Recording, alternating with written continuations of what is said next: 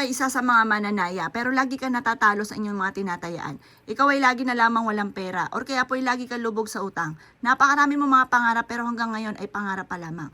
Bukod sa inyong sipag at tiyaga, mainam na subukan niyo po itong gawin sa pamamagitan ng luya. Marami nagpapatotoo po sa amin na gumawa po ng aming mga pampaswerte at napaka-epektibo mga bossing ko dahil mas gumaan daw po ang daloy ng swerte. Subukan niyo po itong gawin mga bossing. Kailangan lamang po natin ng panulat na kulay pula. Ito pa mga boss, kasi ang pula ay nagtatawag ng swerte at nagtataboy ng kamalasan. Yung sulat po natin dito, yung amount na matagal nyo nang pinapangarap. Pero bago nyo isulat yung amount na matagal mo nang pinapangarap, ay mas mainam mga bossing ko, na isulat nyo muna ang inyong pong tunay na pangalan.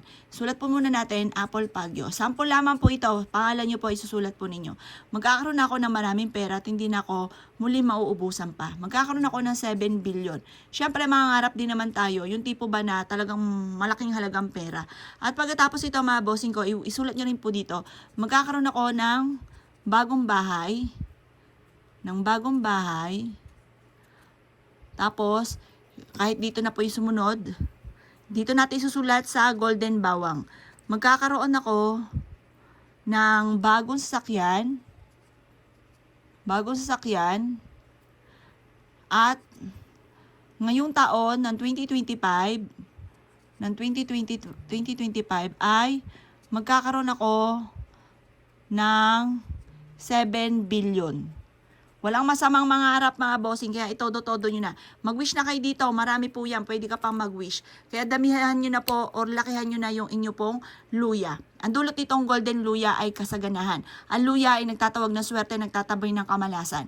Ito pa ay mabisang protection din sa mga kaaway. At ganoon din sa mga taong inggitero at inggitera. Kaya kung ikaw ay mananaya, nais ninyan lumebel up ang swerte lalo na sa pera, etong luyang itong tinuturo ko sa inyo, the best po ito. Ibibilad nyo lang siya sa sinag ng araw sa umaga. At pagkatapos, alas 8 ng umaga, kunin nyo na po siya. Pwede nyo, yung kalahati nito, ilagay nyo po siya sa may bag po ninyo.